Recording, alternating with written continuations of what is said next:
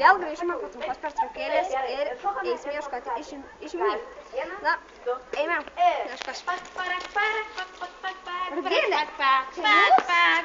Šokam. Taip, laba diena. Rūšiuojate?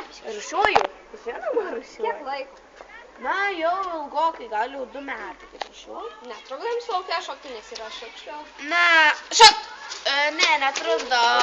Tiesiog dėl to, kad mes apsirenkame ir pamatome šiukšlę, paimame. Na, mes esame ekologiškas mergaitės. Kodėl verta rūšiuoti? Šokat! Verta rūšiuoti todėl, kad jeigu mes nerūšiuosime, visas pasaulis apeis šiukšlėmis, taip? Ir bus patiems nesmagu vaikščioti.